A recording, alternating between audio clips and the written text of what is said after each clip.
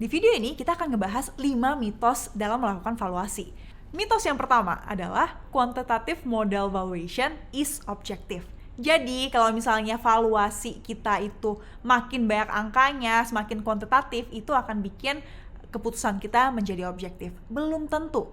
Karena walaupun valuasi atau modeling yang kita lakukan tuh penuh dengan angka dan kuantitatif, tapi inputnya, variabel yang kita masukkan itu penuh dengan subjective judgment. Salah satu contohnya adalah growth rate atau tingkat pertumbuhan yang kita pakai. Misal kita lagi suka banget nih sama satu saham, atau saham ini lagi diomongin banyak orang. Jadi kita tuh akan cenderung memakai growth rate atau tingkat pertumbuhan yang lebih agresif nih, yang ngebagus-bagusin company ini. Nah, untuk menghindari bias seperti itu bisa terjadi, lebih baik kita untuk nggak ngambil strong public opinion sebelum kita menyelesaikan valuasi saham tersebut. Mitos yang kedua adalah a well-researched and well-done valuation is timeless. Valuasi yang sudah diriset sedemikian rupa itu tak lekang oleh waktu. Kenyataannya, satu angka yang sudah kita dapat itu bisa banget untuk berubah. Misal, kalau growth rate yang kita asumsikan pertama adalah 10%, kemudian seiring berjalannya waktu, pertumbuhannya itu makin tinggi atau makin rendah dan bisnis model perusahaannya itu berubah. Kita juga perlu nih untuk mengupdate lagi model atau valuasi kita. Idealnya sih kita mengupdate valuasi kita setiap 6 bulan sekali. Mitos yang ketiga adalah a good valuation provides a precise estimate of value.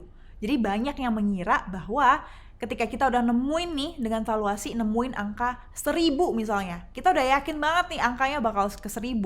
Kenyataannya, walaupun kita sudah melakukan valuasi secara berhati-hati dan sangat detail, pasti akan ada ketidakpastian on the final number.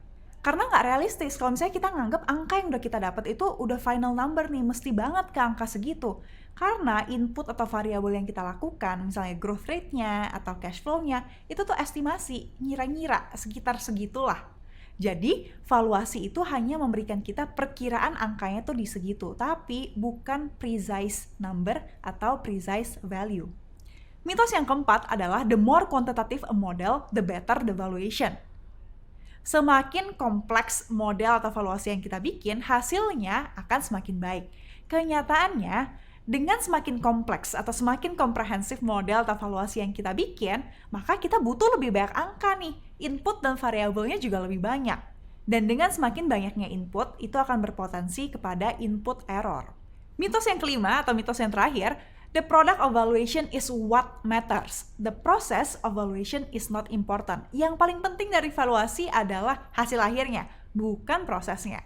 Kenyataannya, kalau prosesnya kita itu nggak benar, maka hasil akhirnya juga bisa ngaco. Jadi itu 5 mitos dalam melakukan valuasi. Semoga dengan modul Valuation 101 ini kita bisa menghindari kesalahan dan bias-bias tersebut, sehingga kita bisa bikin valuasi dan model yang lebih objektif ya.